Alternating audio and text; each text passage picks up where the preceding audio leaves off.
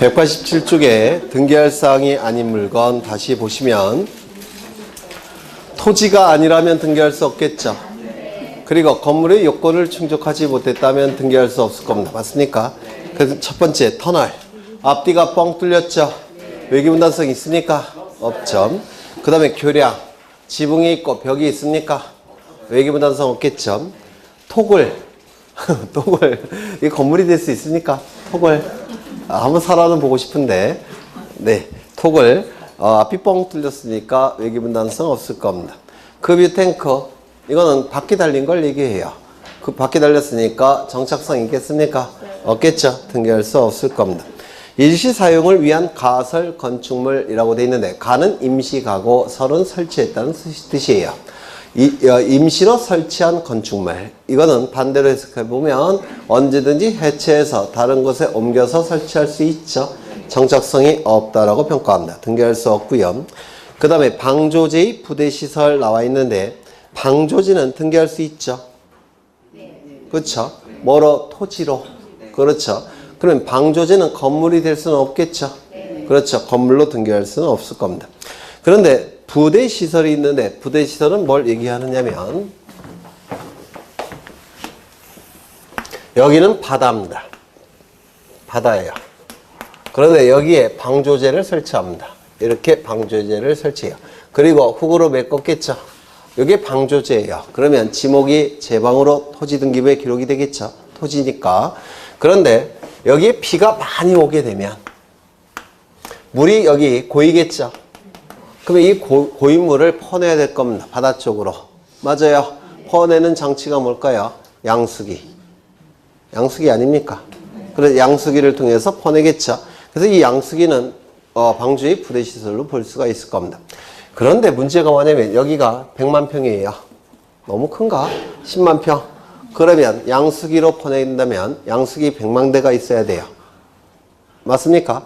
그래서 양수기 갖고는 퍼낼 수가 없어요. 그렇죠. 워낙 양이 많으면 그때는 어떻게 해야 되냐면 저 방조제에 배수로를 설치합니다. 배수로를.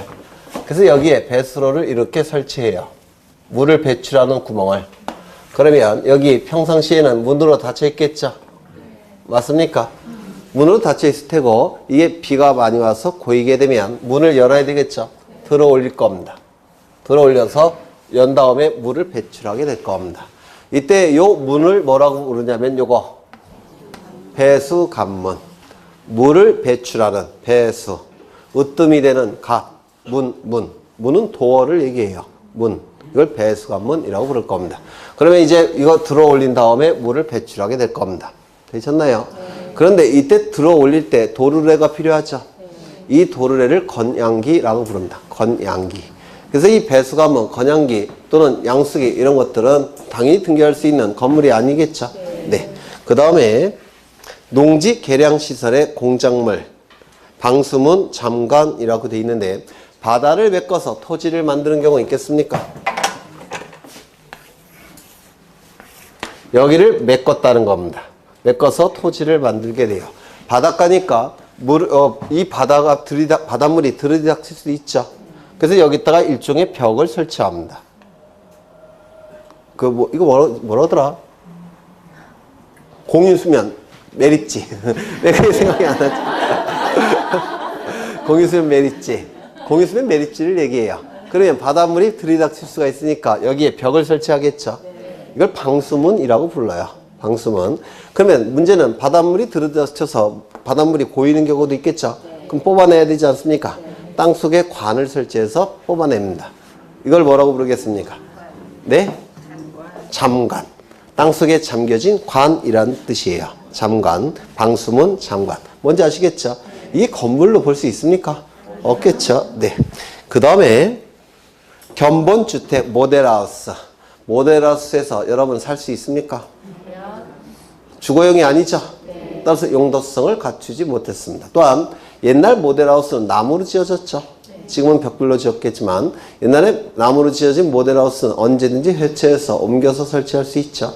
그래서 이 모델하우스는 용도성도 갖추지 못했고 옛날 같은 경우는 정착성도 갖추지 못했을 겁니다. 등기할 수 없고요. 그 다음에 지붕이 없는 공작물. 지붕이 없대네요. 외기분단성 갖추지 못했겠죠. 등기할 수 없을 겁니다. 주유소의 캐노피 나와 있는데 캐노피. 주유소에 가서 기름 넣으시죠. 주유소를 가보시면 여기 주유기가 설치되어 있을 테고 그리고 여기에 차가 정차하면 기름 넣을 수 있죠. 이때 이 지붕과 기둥으로 구성된 구조물 이거를 주유소 캐노피 또는 주유소 닷집이라고 부릅니다. 주유소 캐노피, 주유소 닷집. 네, 두 개 다 기억하셔야 될 거예요. 주유소 캐노피, 주유소 닷집. 그 다음에 비닐하우스. 비닐하우스는 언제든지 해체해서 옮겨서 설치할 수 있죠. 따라서 정착성이 없다라고 평가해서 등기할 수 없을 겁니다. 아, 이거 말씀 안 드렸네요. 이 캐노피, 주유소 캐노피, 닷집은 등기할 수 있는 건물이 됩니까? 아니요. 왜요? 벽이 없잖아요. 외기분단성이 없을 테니까 등기할 수 없을 겁니다. 그 다음에 뭐 이렇게 많아? 수조. 물을 보관하는 것이겠죠. 네. 그거는 지붕이 없을 테니까 등기할 수 없겠죠. 그 다음에 옥외풀장. 지붕이 없겠죠. 외기분당성 없어서 등기할 수 없을 겁니다. 양어장 동그라미 치시고 별표 치십니다. 법무사 시험에 한번 나왔는데요.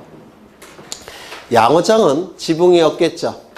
따라서 등기할 수 있는 건물은 되지 못할 겁니다. 문제는 양어장이라는 지목이 존재하죠. 그러면 토지로서 등기할 수 있겠습니까? 있을 겁니다. 그래서 이 제방과 양어장은 좀 유념하셔야 돼요. 제방과 양어장은 토지로서 등기는 가능합니다. 하지만 건물로서는 등기할 수가 없어요. 이때 이 양어장은 법무사 시험에 한번 출제가 됐으니까 기억해 두십니다.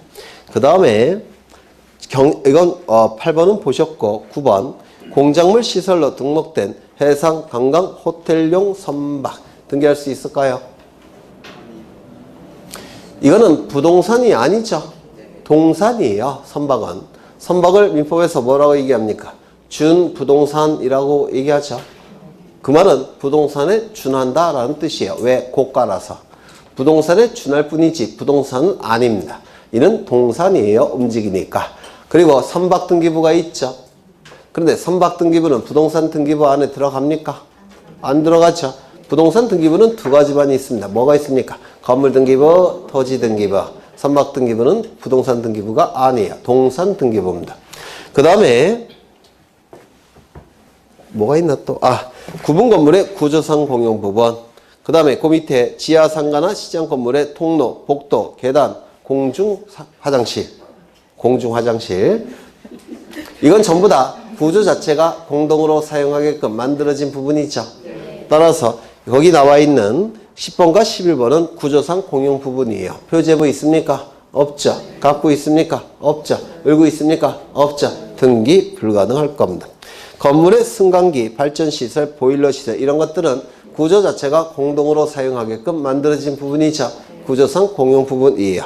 그래서 10번, 11번, 12번 전부 다 구조상 공용 부분입니다. 등기가 불가능할 겁니다. 맞습니까? 그렇죠. 그래서 이런 것들은 외우셔봤자 의미가 없고요. 하나씩 따져보는 겁니다. 처음에는 힘드시겠지만 따져보면 굉장히 쉬워져요. 이게 오히려 문제 풀 때는 훨씬 유리하실 겁니다. 넘기겠습니다.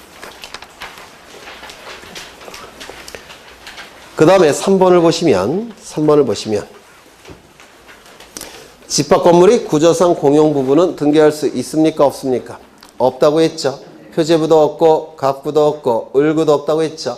다만 규약성 공용 부분은 표제부는 존재하니까 표제부 등기는 가능합니까? 네. 가능할 겁니다.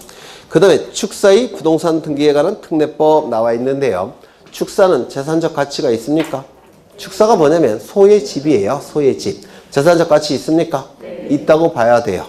그러면 등기할 수 있는 건물이 될 수 있는지가 문제가 되는데 첫 번째, 정착성이 있을까요? 네. 있겠죠. 두 번째, 용도성 갖췄겠습니까? 네. 그렇죠. 소가 사는 곳이니까 용도성 갖췄겠죠. 네. 세 번째, 외기분단성 있을까요? 없을까요? 없어요. 외기분단성은 없습니다. 그래서 개방형 축사라는 표현을 쓰는 겁니다. 첫째 줄에. 그러면 왜 개방을 시켜야 되느냐면 이게 외기분단성을 갖추게 되면 소가 죽는데요. 병 걸려서. 그래서 통풍이 자유로워야 됩니다. 축소는. 그러면 축사는 재산적 가치가 있기 때문에 등기가 가능해야 되는데 등기가 되기 위해서는 정착성, 외기분단성, 용도성을 갖춰야 됩니다. 근데 외기분단성을 갖추게 되면 소들이 죽어나가기 때문에 외기분단성을 갖출 수가 없어요. 맞아요. 따라서 특례법을 만들어서 축사만큼은 외기분단성이 필요 없다라고 법에 규정을 둔 겁니다. 이거 이해가 되십니까? 그렇죠. 그래서 이 축사는 등기가 가능해요. 외기분단성이 없어도 특례법에 의해서 외기분단성을 처음부터 갖출 수가 없습니다. 아니 축사인데 소가 죽어나가면 거기 소가 어떻게 살겠습니까? 그렇겠죠. 네, 그런 뜻이 들어가 있고요. 한 번 출제가 된 적이 있습니다. 이제 어디를 보시느냐면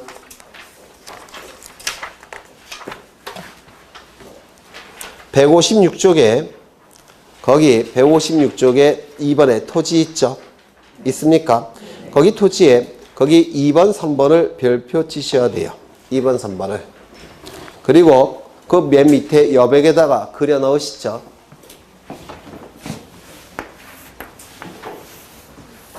민법등기법 양쪽에서 출제 영수입니다.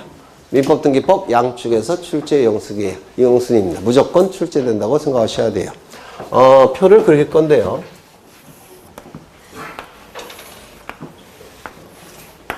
여기는 부동산 자체의 일부. 부동산 자체의 일부는 부동산이 이렇게 있을 때 그 일부를 얘기합니다. 부동산 자체의 일부. 그 다음에 아래쪽은 부동산 권리의 일부.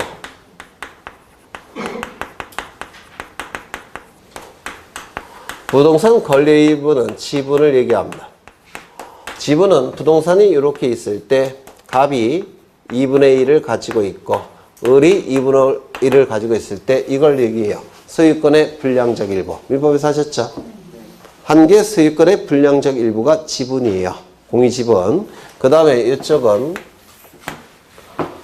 소유권 등기가 가능한가? 저당권 등기가 가능한가? 이거 예전에 써드렸나요? 네. 그 다음에 또 뭐가 있습니까? 처분 제한 등기가 가능한가? 처분 제한 등기는 압류, 가압류, 가처분, 경매, 개시, 결정을 얘기합니다. 그 다음에 이쪽은 용익물권 등기가 가능한가? 그 다음에 용익채권인 임차권 등기가 가능한가? 이게 문제가 되는데 부동산 일부에 대해서 소유권 등기, 저당권 등기, 처분 제한 등기는 허용되지 않습니다. 부동산 자체 일부에 대해서 용익물권, 임차권 등기는 허용돼요. 용익물권은 지상권, 지역권, 전세권을 얘기하는데 이 지역권 등기는 승역지를 의미합니다.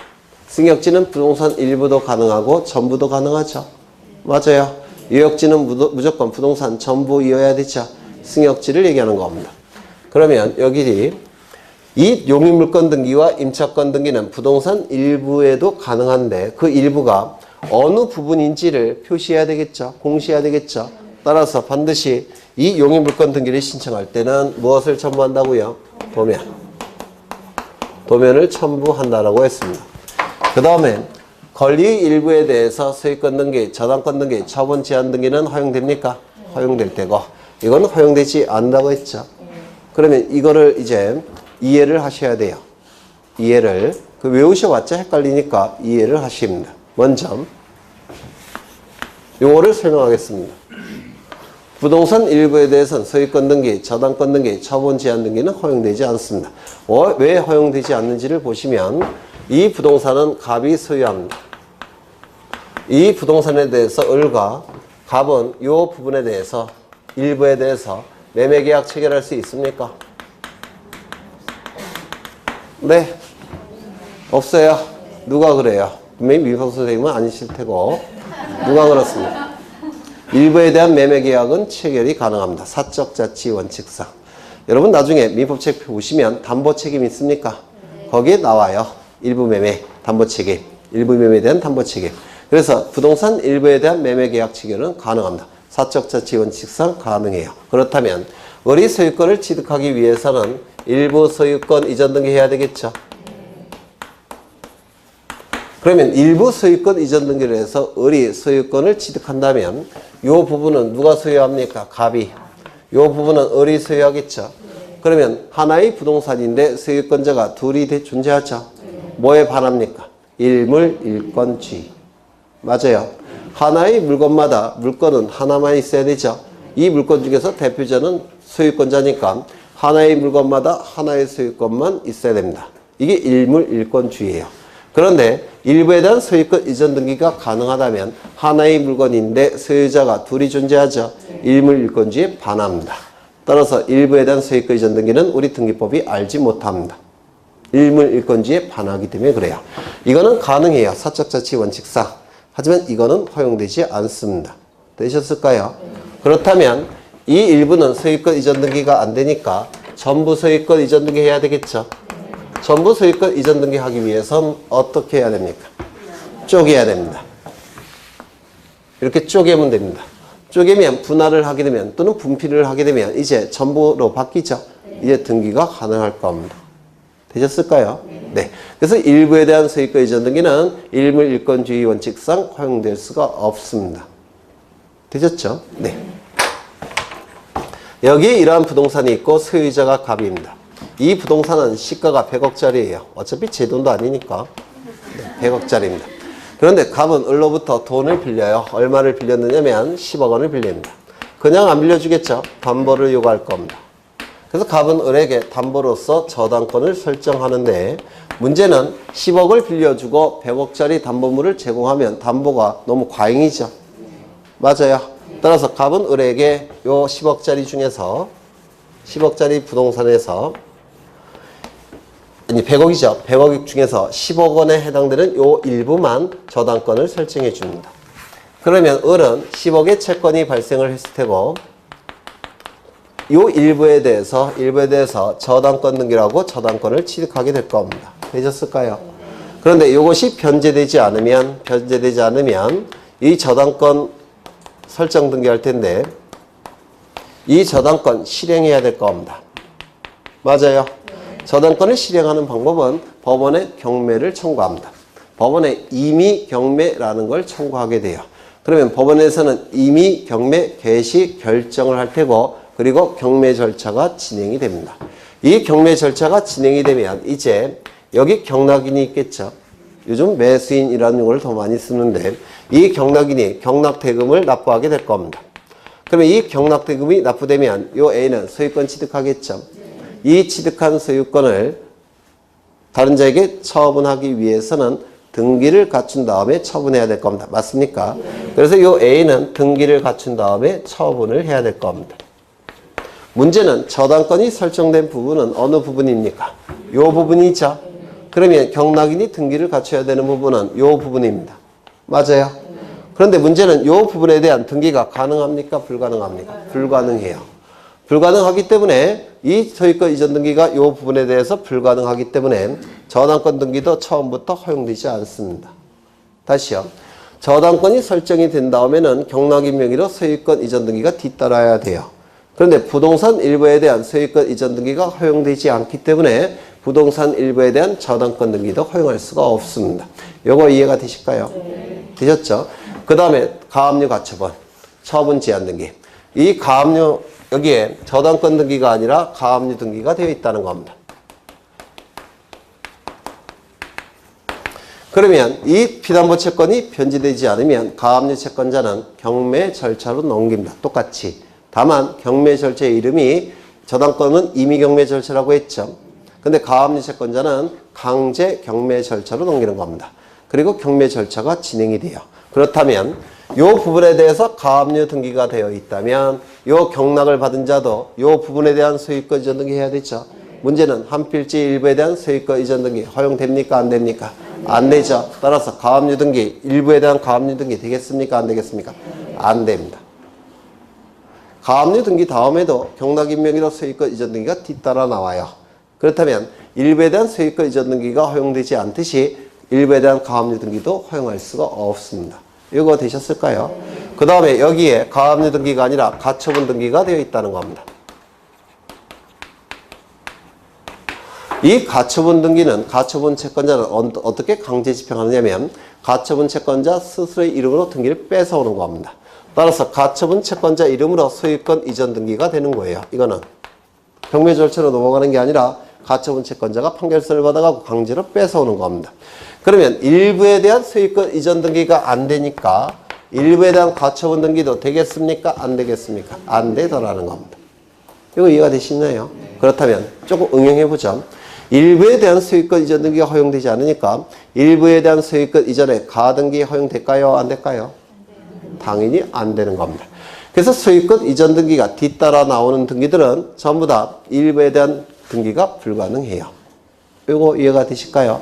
그래서 부동산 일부에 대한 소유권 등기, 저당권 등기, 그 다음에 가압류 가처분, 경매 개시 결정 등기 이런 것들은 허용되지가 않습니다. 일물일권주의 원칙상. 이거 이해가 되실까요? 되셨죠? 그러면 하나의 물건에 대해서 하나의 물건이 있다는 것이 일물일권주의죠. 맞아요. 그러면 하나의 물건은 일부에 대해서 물건이 인정이 된다면 이건 일물일권주의의 예외겠네요. 또는 여러 개의 물건에 대해서 하나의 물건을 인정한다면 이것도 일물일권주의 예외겠네요. 맞아요. 그러면 일물일권주의 예외는 허용되지 않습니까? 예외도 인정이 돼요. 일물일권주의 예외도 예외적으로 허용이 됩니다. 언제 허용이 되냐면 일정한 요건을 구비해야 됩니다. 혹시 민법에서 들어보셨습니까? 일물일권주의 예외가 인정되기 위해서는 첫 번째, 일물일권주의 예외를 인정할 사회적 필요성이 있어야 됩니다. 이게 첫 번째 요건이에요. 일물일권주의의 예외를 인정할 사회적 필요성이 있어야 되고, 두 번째, 쓰지 마셔요. 시험에 안 나오니까. 이해를 위해서 설명을 드린 겁니다. 이해를 위해서. 두 번째, 공시 방법이 마련되어 있어야 됩니다.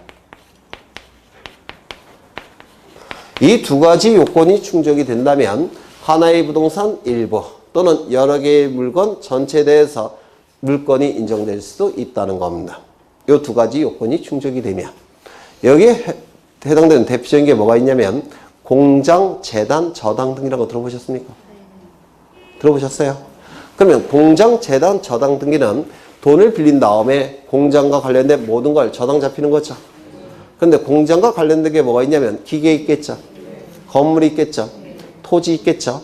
그러면 각각의 물건에 대해서 저당권을 설정해 버리면 나중에 빚을 갚지 못하면 이거 다 경매 절차로 넘어가겠죠. 그런데 건물은 A에게, 토지는 B에게, 기계는 C에게 다 따로따로 경매가 돼버리면 공장이 운영이 됩니까? 안 됩니까? 안 돼요. 따라서 공장 전체에 대해서, 즉 건물, 토지, 기계 전부에 대해서 하나의 저당권을 설정할 수 있는 것이 공장, 재단, 저당이라는 겁니다. 그러면 이 공장과 관련된 모든 것들을 한 사람에게 경매를 시키는, 한 사람에게 넘겨야 될 사회적 필요성이 있습니까? 있죠. 그리고 공시 방법도 공장, 재단, 저당법에 의해서 마련되어 있어요. 그러면 이거는 일물일권주의 예외입니까? 예외가 된다는 겁니다. 사회적 필요성이 있고 공시 방법이 마련되어 있으면 일물일권주의 예외가 인정이 돼요. 하나 더. 50년대입니다. 1950년대. 무슨 일이 있었을까요? 50년대. 네? 6.25가 있었죠. 그리고 6.25 후에 뭐가 있었을까요? 여러분들이 들으시면 짜증나는 일이 있습니다. 민법이 만들어졌습니다. 59년대에 민법이 만들어졌어요. 그럼 민법을 만들 때 각종 권리에 관한 내용이 민법에 들어가겠죠. 근데 50년대에 무슨 일이 있었냐면 이 토지는 농토예요. 전이 될 수도 있고 답이 될 수도 있겠죠. 네, 농토입니다. 평수는 100만 평이에요. 아이고. 소유자는 누구냐면 갑입니다. 이 갑을 뭐라고 불렀을까요? 50년대. 지주. 그냥 지주인가요? 대지주. 그쵸. 대지주라고 불렀을 겁니다. 아이고, 전생에 무슨 짓을 했길래. 네. 지구를 구했겠죠. 네. 그래서 엄청난 부자인데요. 이때 을이라는 분도 계셨어요. 근데 이 양반은 빈농이에요. 땅은 없습니다. 근데 그 50년대도 그렇고 60년대도 그렇고 이렇게 가난한 분들은 꼭 가족이 많아요. 드라마 봐도 그렇죠. 네, 자식이 줄줄줄 달려있죠. 특이하게 부양해야 될 가족은 20명. 그러면 부양을 해야 되니까 먹고는 살아야 되죠. 농사를 지어야 됩니다. 농사를 지어야 되는데 문제는 토지가 없어요. 그러면 가서 빌려야 되겠죠.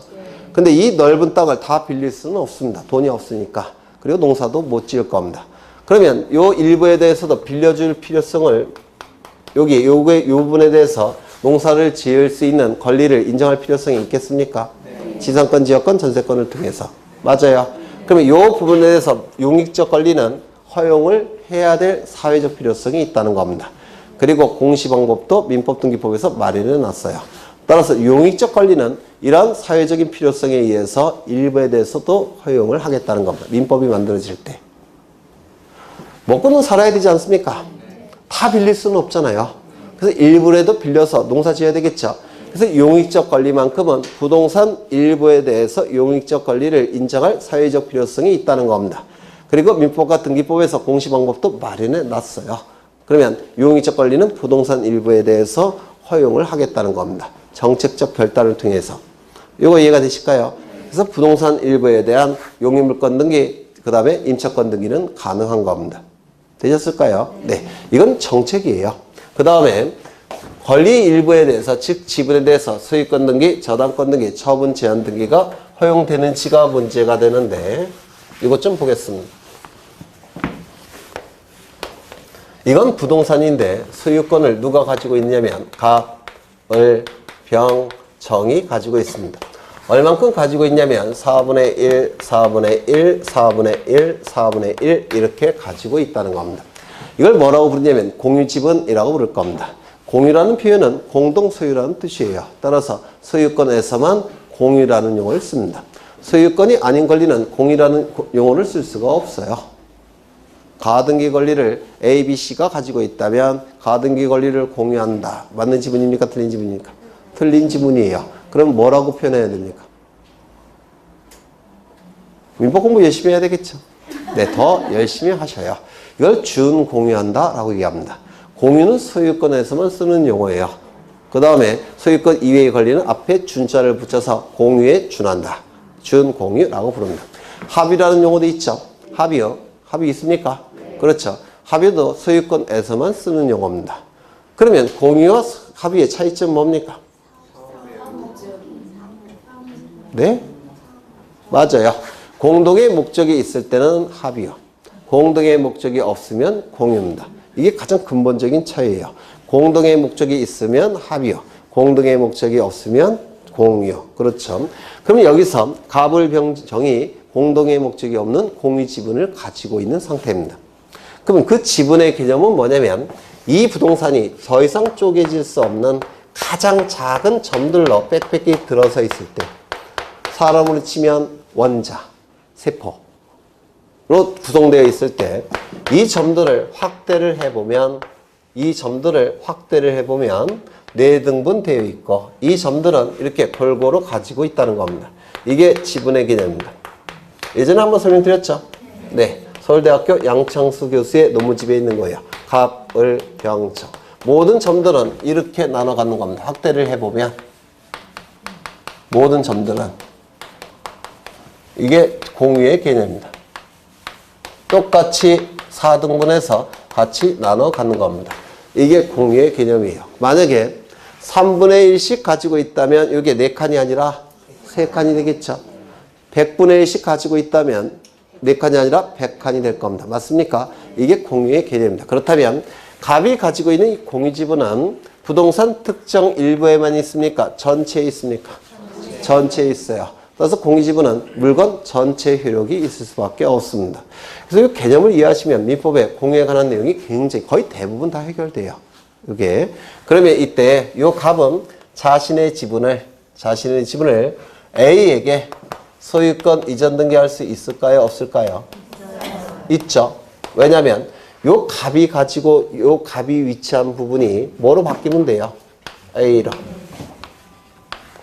바뀌면 되죠.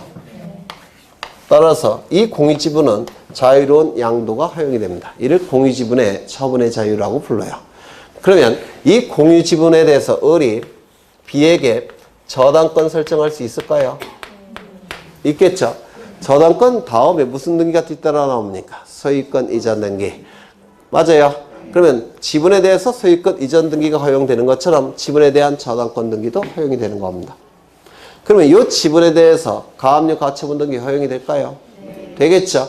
이 가압류 가처분 등기 다음에 무슨 등기가 뒤따라난다고 했죠? 소유권 이전 등기. 따라서 이 지분에 대한 소유권 이전 등기가 허용되는 것처럼 지분에 대한 가압류 가처분 등기도 허용이 되는 겁니다. 그러면 이 지분에 대한 소유권 이전에 가등기 허용됩니까? 되겠죠. 왜? 소유권 이전 등기가 뒤따라 나올 수 있으니까 가등기도 허용이 됩니다. 여기까지 되셨을까요? 되셨죠? 네. 그러면 이 정은 자신의 지분에 대해서 D에게 전세권을 설정해 줄 수 있을까요? 그러면 요 D는 전세권자로서 요 갑이 지분에 해당되는 부분을 사용 수익하겠죠. 그렇다면 요 D는 요 부분만 골라서 사용 수익해야죠. 이거 돼요, 안 돼요? 불가능하죠. 사람은. 신은 가능할지도 모르겠지만 사람은 불가능해요. 따라서 지분에 대한 용익권 설정은 개념상 인정될 수가 없습니다. 이거 이해가 되실까요? 이 부분만 사용하는 건 불가능하잖아요. 전체를 사용해야 되지. 따라서 지분에 대한 용익권 설정은 개념상 허용될 수가 없더라는 겁니다. 이건 될까요? 갑을병정이 공유자 전원이 C에게 전세권 설정할 수 있을까요? 이건 가능합니까? 그러면 C는 모든 부분을 다 사용할 수 있죠. 따라서 이거는 지분에 대해서 용익권 설정은 허용되지 않지만 공유자 전원이 용익권 설정을 한다면 이건 가능한 겁니다. 이거 이해가 되실까요? 그러면 이건 될까요? 공유자 중 가반수 이상이 한 명을 빼놓고 가반수 이상이 C에게 저당권 설정, 전세권 설정할 수 있을까요? 없겠죠, 당연히. 그러면 C는 요 정의 부분, 요거를 빼놓고 사용 수익해야 되는데 이게 가능합니까? 불가능해요. 따라서 이 지분에 대한 용익권 설정은 전원만 가능한 것이고 한 명이라도 빠지면 허용될 수가 없습니다. 요거 이해가 되실까요? 그래서 지분에 대한 소유권 등기, 저당권 등기, 처분 제한 등기, 소유권 이전의 가등기는 가능하지만 지분에 대한 용익권 설정은 허용될 수 없다는 겁니다. 되셨을까요? 그럼 저거 나오면 다 맞힐 수 있을까요? 네, 꼭 기억하셔야 돼요. 민법, 등기법 양쪽에서 출제 양수입니다. 등기법만 아니라 민법에서도. 네. 그 내용이 이제 거기 동글뱅이 2번, 동글뱅이 3번에 나오게 될 겁니다. 읽어보시고요. 넘기겠습니다. 그 다음에 쭉 넘기셔서 다 민법과 겹치는 부분이죠. 이제 어디를 보실 거냐면 163쪽을 보십니다. 주등기, 독립등기와 부기등기로 나누고 있죠. 이것도 요즘 최근에 시험이 아주 잘 나와요. 거의 매해 출제가 되는데요. 옛날이 좋았던 것 같은데 자꾸 지워야 되네.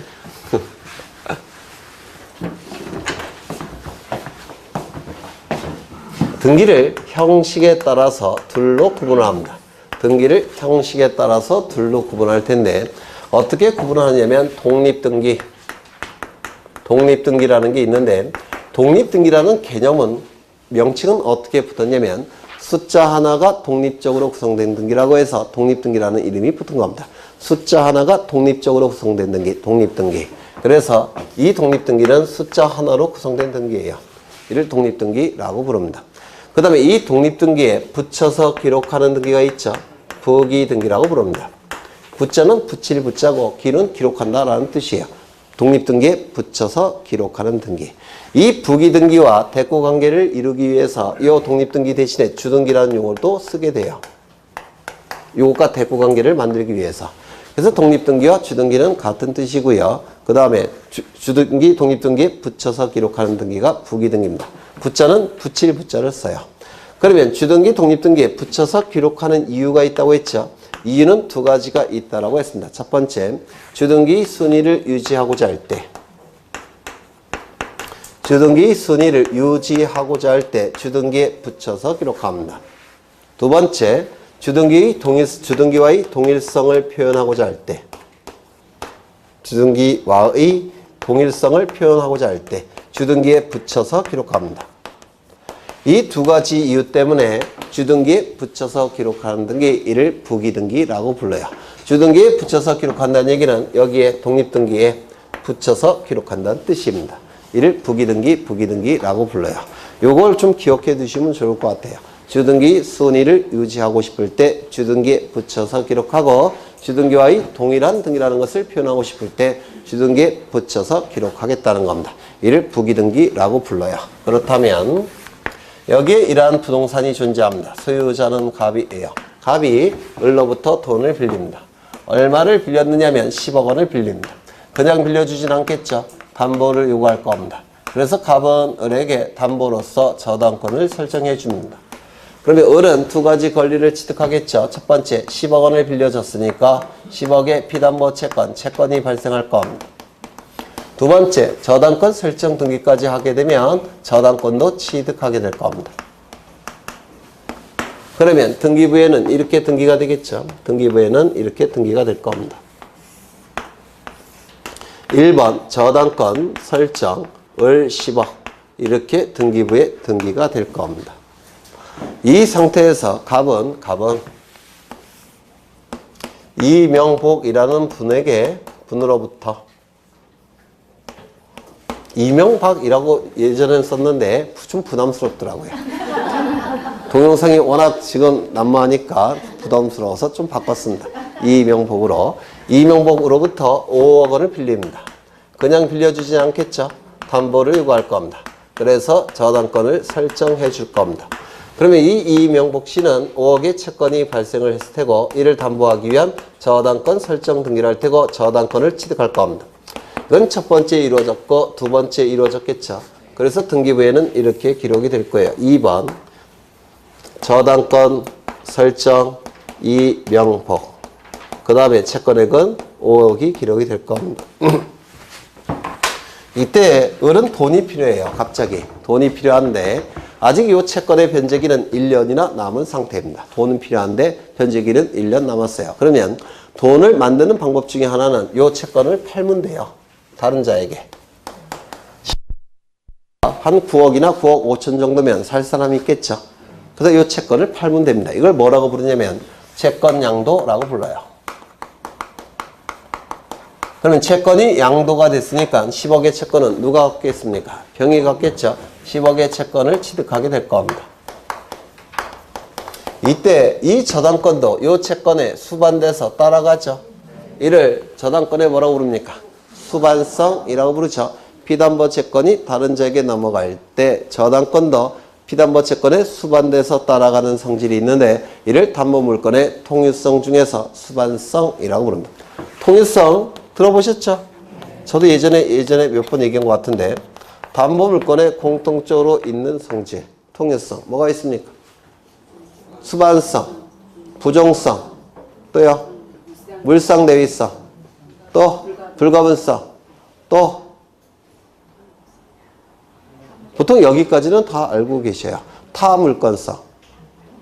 네, 타물권성은 보통 언급을 안 하시던데 타물권성은 뭐냐면 타인이 물건에 대해서만 저당권이 존재할 수 있다는 겁니다. 내 물건에 대해서는 저당권이 없다는 거예요. 이게 타물권성이라고 얘기합니다. 이렇게 통유성이라는 게 있어요. 그 중에 하나가 수반성. 그러면 저당권이 을에서 병으로 바뀌었죠. 주체의 변경은 무슨 등기 한다고 했죠? 이전 등기. 따라서 저당권 이전 등기를 하게 될 겁니다. 이건 몇 번째 이루어졌을까요? 을구에서 세 번째. 그렇죠. 그러면 여기에 3번, 1번 저당권이 이전되었음을 공시합니다. 병에게. 그리고 요 을은 채권과 저당권을 다 병에게 넘기고 이 법률관계에서 빠져나가겠죠. 맞아요. 법률관계에서 빠져나갈 겁니다. 모든 권리를 병에게 넘기고. 그렇죠. 이 상태에서 이 부동산이 경매로 넘어갔다는 겁니다. 경매로 갑의 소유에서 경락인 A에게 넘어갔다는 겁니다. 그러면 A는 경락대금을 다 낸 시점에 소유권 취득하겠죠. 그럼 이 경락대금으로부터 배당을 받아갈 겁니다. 이를 민법에서 우선 변제받는다 이런 용어를 쓰게 됩니다. 되셨을까요? 이 배당을 받아가는 순서는 즉 우선 변제 받는 순서는 요 순서대로 우선 변제를 받는 겁니다. 문제는 요 을은 모든 권리를 병에게 넘기고 빠져나갔죠. 그러면 누가 먼저 배당을 받습니까? 이명복이. 그 다음에 병이 배당을 받아갈 겁니다. 그럼 여러분이 병이라고 한다면 20억 채권을 9억 원 주고 사겠습니까? 안 살 거예요. 그렇죠. 그러면 사도록 하기 위해서는 의뢰 순위를 병에게 유지시켜야 되겠다는 겁니다. 그 다음에 이명복이 먼저 배당을 받아가면 요 이명복은 2순위자라는 걸 전제로 해서 돈을 빌려줬겠죠. 근데 1순위로 배당을 받아가면 부당한 이득이 발생하는 겁니다. 병은 부당한 손해가 발생하고 이명복은 부당한 이득이 발생하게 돼요. 따라서 이걸 막기 위해선 의뢰 순위를 병의 순위로 유지시켜 주겠다는 겁니다. 의뢰 순위를 병의 순위로 유지시키는 방법은 여기다가 붙여서 기록하면 됩니다. 이거 대신에. 그러면 의뢰 순위가 병의 순위로 유지가 돼버려요. 그렇다면 누가 선수입니까? 1, 얘는 2. 그렇죠? 그래서 순위를 유지하기 위해서 주등기에 붙여서 기록하는 등기. 이를 부기등기, 부기등기라고 부르겠다는 겁니다. 그러면 병이 먼저 배당을 받아갈 테고 이명박은 나중에 찌끄러기 갖고 배당을 받아갈 겁니다. 한 번 더 가죠. 병은 정에게 채권을 양도합니다. 정은 10억의 채권을 취득했겠죠. 그러면 요 병의 순위가 정에게 유지가 돼야 되겠죠. 그러면 저당권 이전 등기를 할 텐데 병의 순위가 정에게 유지되는 방법은 여기에다가 붙여서 기록하는 겁니다. 그러면 요 병의 순위가 정에게 유지가 돼요. 그러면 하나의 법칙이 나오는데 소유권자를 기준으로 할 때 소유권의 등기 명의를 기준으로 할 때 첫 번째 도출되는 등기는 무슨 등기입니까? 주등기. 두 번째 도출되는 등기는 뭡니까? 부기등기. 세 번째는요. 부기의 부기등기. 이러한 법칙이 나타나게 돼요. 그러면 소유자 갑으로부터 100번째 도출되는 등기는 부기등기가 몇 번 나온다고 했습니까? 99번. 맞아요. 근데 보통은 여기까지 출제합니다. 부기의 부기까지. 소유자로부터 첫 번째 도출된 등기는 주등기, 두 번째는 부기등기, 세 번째는 부기의 부기등기. 요즘 기억해 두셔야 돼요. 되셨죠? 그 다음에 요 이명복은 꼭 남들이 자신의 명복을 비는 것 같아요. 그래서 이름을 바꾸고자 합니다. 뭐로? 이명길로. 그러면 이름을 바꾸는 등기를 뭐라고 부르냐면 등기명의인 표시변경 등기라고 불러요. 등기명의인의 표시사항은 이름, 주민번호, 주소인데 이름, 주민번호, 주소를 바꾸는 등기를 등기명의인 표시변경 등기라고 부릅니다. 이때 이명복 씨는 저당권의 등기명의인 있죠. 따라서 이명복을 이명길로 바꾸는 등기를 저당권의 등기명의인 표시사항이 변경이 됐다고 해서 등기명의인 표시변경 등기라고 부릅니다. 그러면 이름이 이명복에서 이명길로 바뀌었다면 제대로 된 내용이 공시돼야 되니까 변경 등기해야 되겠죠. 그러면 이렇게 등기를 해야 될 겁니다. 이번에 저당권의 등기 명의인 표시 변경하겠다라고 공시한 다음에 이명길로 고쳐야 될 겁니다. 한 사람이 두 개의 이름을 가질 수는 없죠. 따라서 이거는 어떻게 할까요? 지워야 될 겁니다. 맞아요. 그러면 이때 이명복과 이명길은 같은 사람입니까? 다른 사람입니까? 같은 사람이죠. 같은 사람이라는 걸 표시해야 돼요. 같은 사람이라는 걸 표시하기 위해서는 여기다가 붙여서 기록해야 됩니다. 이것도 아까 어떻게 고쳤습니까? 이렇게 고쳤겠죠. 이게 무슨 등기라고요? 부기등기. 그렇죠. 이게 동일성을 표현하고자 할 때 하는 부기등기가 될 겁니다. 되셨을까요? 그렇죠. 그러면 책을 좀 보시면 거기 164쪽을 보시면 부기등기로 하는 경우가 나열되어 있죠. 이거를 좀 보십니다. 그 밑에 토지 하필 등기 이거는 너무 어려워요. 아직 설명을 안 드린 부분이니까 이건 좀 빼겠습니다. 그 밑에 있는 것은 박스에 있는 것은 그러면 52조의 내용을 보시면 돼요. 첫 번째 등기명인 표시변경 등기나 경정등기는 무슨 등기 할까요? 부기등기. 왜요? 동일성을 표현해야 되니까. 그렇죠. 같은 사람이라는 것을 표현해야 되니까 등기명인 표시변경 등기, 즉 이름이 바뀌는 등기, 주민번호 바뀌는 등기, 주소가 바뀌는 등기, 등기명인 표시변경 등기는 같은 사람이죠. 동일성을 표현해야 되니까 무슨 등기 한다고요? 부기등기. 두 번째 보시면 소유권 외의 권리의 이전 등기. 예를 들어서 전세권 이전 등기. 전세권 이전 등기는 소유자를 기준으로 할 때 몇 번째일까요? 소유자가 다른 자에게 전세권 설정해 주죠. 그럼 전세권 설정 등기는 소유자로부터 첫 번째 아닙니까? 설정 등기는 주등기. 전세권자가 돈 받고 다른 자에게 전세권 넘기는 경우 있겠죠? 전세권 이전 등기. 소유자를 기준으로 할 때 몇 번째인가요? 두 번째. 따라서 무슨 등기? 부기 등기 아닙니까? 맞아요. 그 다음에 세 번째. 소유권 외의 권리를 목적으로 하는 권리에 관한 등기. 예를 들어서 전세권은 저당권 설정해 줄 수 있습니까? 네. 저당권의 종류는 세 가지가 있다고 했잖아요. 소유권 저당권, 전세권 저당권, 지상권 저당권. 처음 들으셔요? 그러면 전세권자가 다른 자에게 전세권에 대해서 저당권을 설정해 주면 소유자를 기준으로 할 때 몇 번째예요? 두 번째. 따라서 무슨 등기? 부기 등기. 부기 등기 아닙니까? 그렇죠. 그 다음에 네 번째를 보시면 소유권 외의 권리에 관한 처분 제한 등기. 요거를 잘 이해하셔야 되는데 소유권에 대한 가압류 가처분 등기는 갑구에 기록할까요? 을구에 기록할까요? 소유권과 관련된 등기는 전부 다 갑구라고 하지 않았습니까? 소유권에 대한 가압류 가처분 등기는 갑구입니까? 을구입니까? 갑구겠죠. 그러면 소유권에 대한 가압류 가처분 등기는 소유자를 기준으로 할 때 몇 번째 도출되는 등기일까요? 네? 아니 어려우셔요. 소유권에 대해서 채권자가 가압류 가처분 등기를 했다는 겁니다.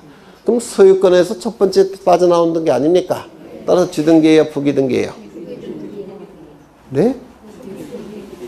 소유자로부터 첫 번째 도출되는 등기는 주등기 아닙니까?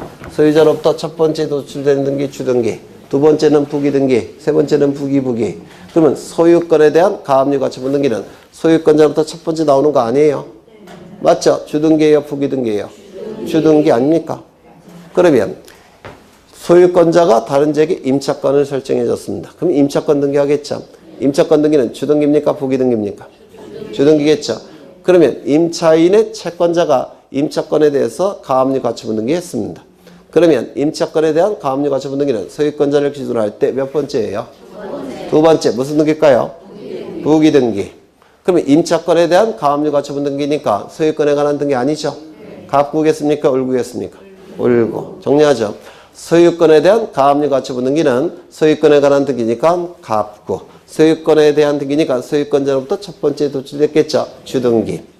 소유권 이외의 권리에 대한 가압류 가처분 등기는 당연히 소유권 이외의 권리에 대한 등기니까 을구에 소유권자를 기준으로 할 때 몇 번째인가요? 두 번째. 따라서 무슨 등기? 부기 등기. 어려우셔요? 안 어려운 것 같은데. 네.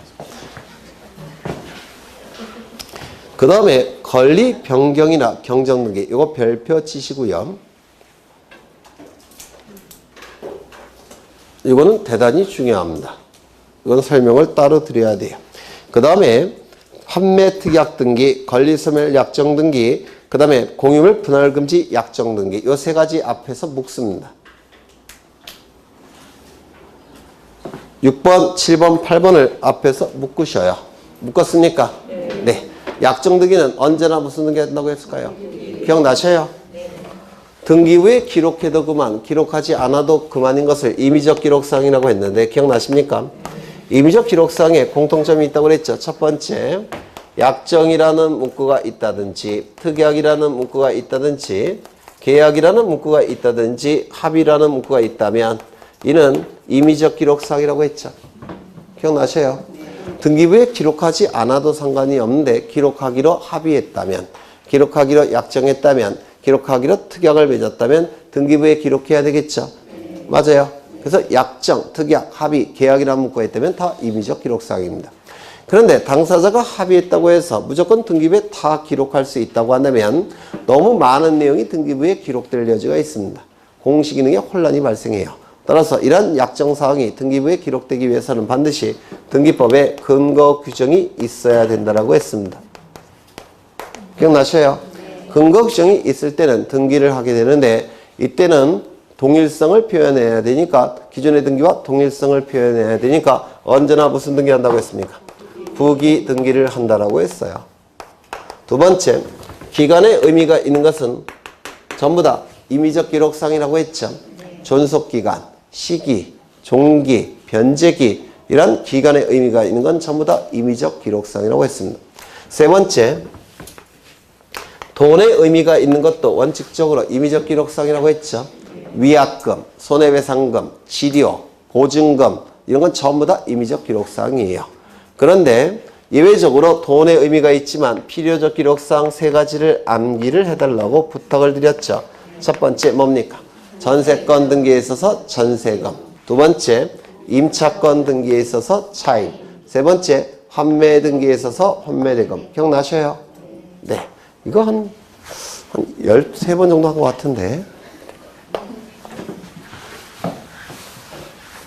이제 권리변경등기와 권리경정등기를 보실 텐데요.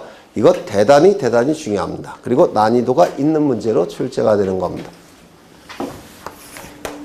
여기 이러한 부동산이 있고 소유자가 갑입니다. 갑이 을에게 전세권을 설정해 줍니다. 그래서 을은 첫 번째로 전세권 설정 등기를 할 테고 전세권을 취득할 겁니다. 전세 금액은 10억으로 하겠습니다. 이 상태에서 갑은 병에게 저당권을 설정해 줍니다. 그러면 병은 두 번째로 저당권 설정 등기를 할 테고 저당권을 취득할 겁니다. 피담보 채권액은 5억으로 하겠습니다. 여기까지 되셨을까요? 되셨죠? 그럼 등기부에는 이렇게 기록이 될 겁니다.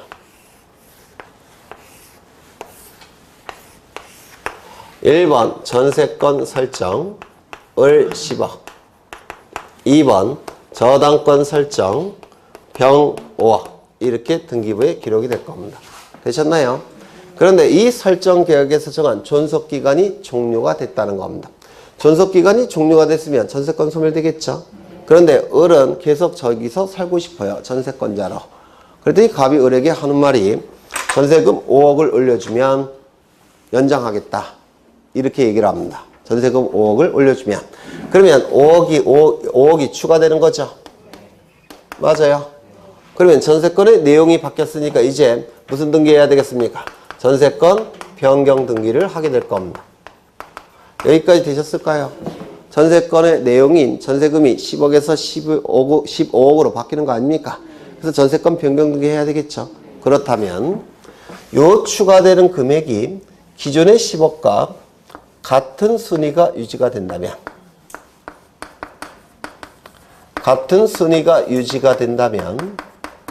이때 병은 손해가 발생할까요? 발생하지 않을까요? 손해가 발생하겠죠. 이거 이해가 되십니까? 요 추가되는 5억도 요 10억과 같은 순위가 유지가 되면 추가된 시점이 병 이후에 추가됐죠.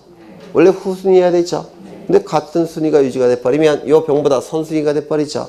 따라서 병은 손해가 발생합니다. 이러한 자를 뭐라고 부릅니까? 등기상 이해관계인이라고 부릅니다. 등기상 이해관계인이 있다면 그자의 승낙을 받아서 승낙서가 첨부돼야 됩니다. 등기상 이해관계인이 있다면. 여기까지 되셨을까요? 그렇다면 같은 순위 유지에 대해서 등기상 이해관계인의 승낙이 있다면 같은 순위 유지시켜도 되겠습니까? 같은 순위 유지시켜도 되니까 무슨 등기할까요? 순위 유지할 때 무슨 등기 했습니까? 부기등기. 부기등기 해도 되겠죠? 그러면 승낙이 없다고 한다면 순위를 유지시켜서는 안 될 겁니다. 순위 유지시켜서는 안 되니까 무슨 등기 하겠습니까? 주등기 하게 될 겁니다. 결국은 이 승낙은 뭐에 대한 승낙입니까? 같은 순위 유지에 대한 승낙이에요. 맞아요? 그렇다면 병의 승낙이 있다고 한다면 같은 순위가 유지가 되니까 이 전세권 변경 등기는 부기 등기할 수 있겠죠. 그러면 이렇게 등기할 겁니다. 1번 전세권의 내용을 변경하겠다라고 공시하고 그리고 기존의 10억과 추가되는 5억은 같은 순위가 유지가 되니까 둘 다 병보다 선순위죠. 합산해도 되겠습니까? 합산해도 되죠. 그래서 여기는 15억을 기록할 겁니다. 그리고 부기 등기한다고 했으니까 여기에 이렇게 기록할 겁니다. 되셨을까요? 순위 유지에 대한 승낙이 있으니까 부기 등기를 하는 겁니다. 되셨나요? 두 번째.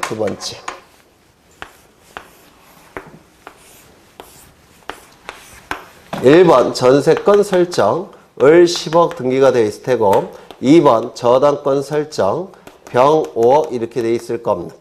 그런데 이 같은 순위 유지에 대해서 병의 승낙이 없다면 같은 순위 유지됩니까? 안 됩니까? 안 되겠죠. 이때는 무슨 등기 합니까? 주등기. 따라서 1번 전세권을 변경하겠다라고 공시하고 그리고 같은 순위 유지되지 않으니까 기존의 10억 원은 병보다 선순위, 추가되는 5억은 병보다 후순위 합산할 수 있습니까? 없겠죠. 따라서 여기는 얼마만 기록할까요? 5억. 그래서 10억 원은 병보다 선순위고 5억 원은 병보다 후순위죠. 그리고 무슨 등기 한다고 했습니까? 주등기. 이렇게 등기를 하게 될 겁니다. 그래서 지금 기억하셔야 될 건 이거예요. 승낙의 대상이 뭐라고요? 같은 순위 유지. 이걸 기억하시면 이게 나중에 좀 익숙해지시면 머릿속에서 알아서 움직일 겁니다. 그래서 이 권리 변경 등기나 권리 경정 등기는 등기상 이해관계인이 있다면 승낙이 있을 때는 순위 유지될 테니까 부기등기. 승낙이 없으면 순위 유지되지 않으니까 주등기.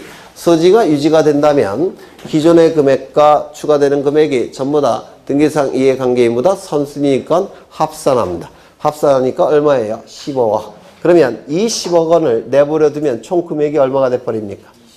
25억이 돼버리죠. 따라서 이거는 지워줘야 돼요. 맞습니까? 이거는 기존의 금액은 선순위, 추가되는 금액은 후순위. 따라서 이거는 지울까요? 안 지울까요? 지워서는 안 될 겁니다. 되셨죠? 네. 그래서 이 권리 변경 등기나 권리 경정 등기는 시험에 대단히 잘 나오고 난이도가 상급의 문제로 나오는 겁니다. 좀 잘 이해하셨으면 좋겠어요. 그래서 거기 부기등기로 하는 경우 1번부터 9번 네, 좀 기억해 두셔야 합니다. 하나만 더. 표제부 등기는 언제나 무슨 등기? 주등기. 그거까지 기억하시면 돼요. 그러면 일단은 여기까지 보실 거고요. 다음 시간에 등기 효력을 보실 건데 이 등기 효력은 다 했던 거예요. 2월 달에. 다만 이 점유적 효력은 대단히 중요하고 시험과 관련해서 어렵기 때문에 다음 시간에 등기 효력에서 점유적 효력 위주로 공부를 하실 겁니다. 되셨을까요? 네. 이 등기법은 워낙 난이도가 높은 법이에요. 공법은 응시생의 평균 득점수가 30점대예요. 공법은. 부동산 공법은. 우리 등기법은 응시생의 평균 득점이 몇 점일까요? 10점대예요. 12문제 중에서 보통 2개 정도 맞으니까. 그러니까 등기법은 난이도 자체가 워낙 높은 법입니다. 그래서 아예 포기하시는 분들이 태반이에요. 등기법은. 그러니까 미리 등기법은 지난 2월 달에 했던 거 한번 듣고 오시는 게 네, 고득점이 나오는 지름길이 될 겁니다. 한번 듣고 오셔요. 등기법만큼은. 고생하셨고 다음 주에 뵙겠습니다. 수고하셨습니다.